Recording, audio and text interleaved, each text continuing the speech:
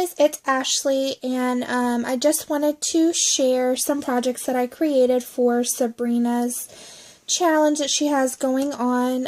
I believe it's a birthday challenge, and I really wanted to join because I haven't had a chance to join a challenge of hers since Steven's birthday challenge, and I haven't really had any time to join any challenges, as a matter of fact. So I specifically sat down tonight, and this is the only thing I've crafted all weekend. I've been really not feeling good, but I knew I wanted to participate, so because I'm a huge fan of Sabrina's channel.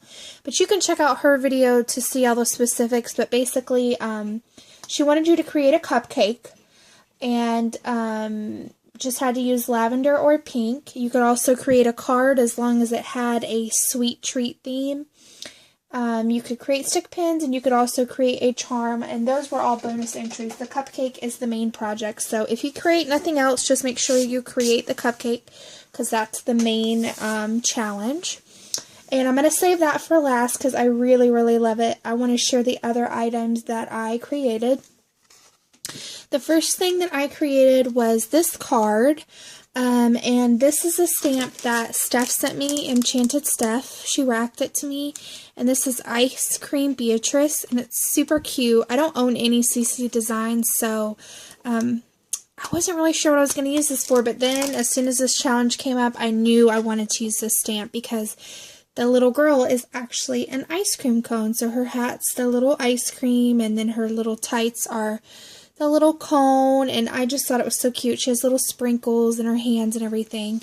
So what I did was I used paper from the Teresa Collins Summer Stories, the 6x6, and I just used my new distress paints that I got. I got a couple from Steph and a couple from Aisha. And I used the seedless preserves and spun sugar, and I just did those along the edge of the paper just to give it like a cool color and texture.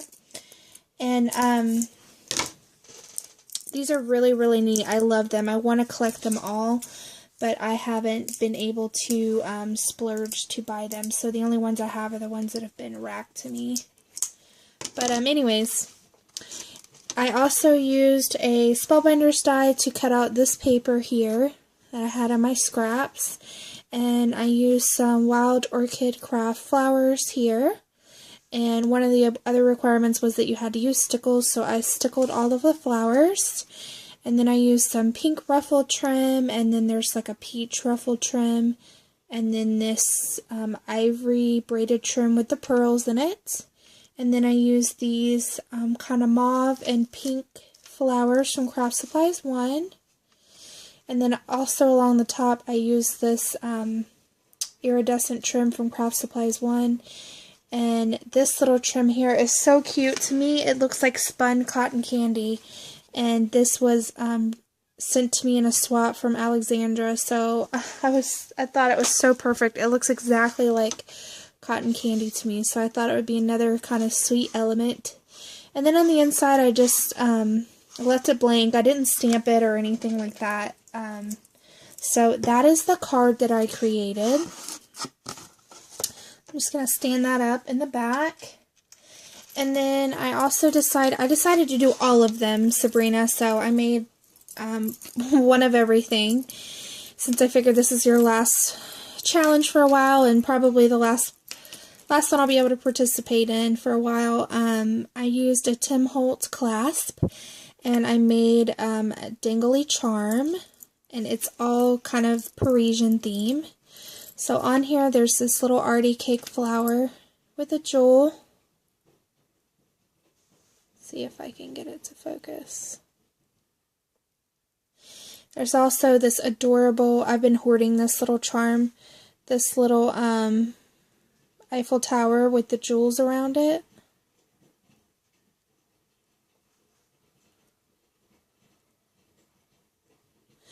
And then I also used this little key and a cute little locket. I used this little heart that says love. this little mask. To me, that seems Parisian, like a masquerade. This adorable little heart. I added this butterfly, and it's all silver, and a little rose, and then this adorable Eiffel Tower charm that I got from my local scrapbooking store. And it's a giant Eiffel Tower. So that is the Parisian charm that I made. And then I decided to make 3 stick pins, even though you only had to make 2. I don't know why, I just feel like 3 is better than 2. More is always better, right? So I made these little stick pins. And there's this one here with the little frosted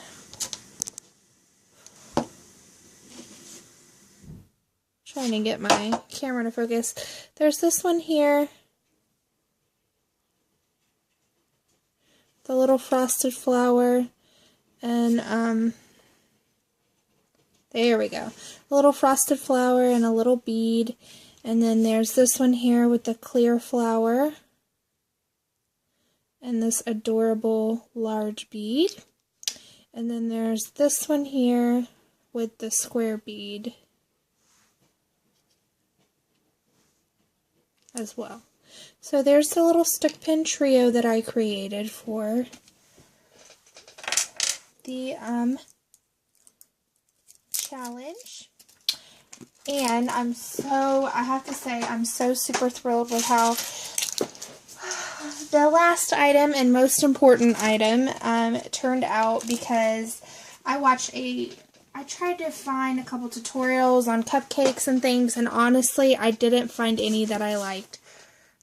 So I created this cupcake completely from scratch, just with my own imagination, and I am telling you, I freaking love the way this came out. So, this is actually a Prima tin that used to hold flowers, and I have repurposed one of these before, but I thought it would be super cute. I just left the silver, and it does close and everything. See, you can see it's one of those old Prima tins. And what I did was along the bottom here, I just used white burlap, but I had to leave a space so that I could put the lid on, but you can't see that with the lid on. I used the white burlap from Hobby Lobby. I used this pink ruffle trim that I had from eBay, and then some pearl trim as well from Hobby Lobby. And then it is a little tricky to get the lid on just because of the trim that's on there, but it does in fact function. I say that and now I can't get it back on. Anyway, it does close, I promise. You just have to be very careful with it.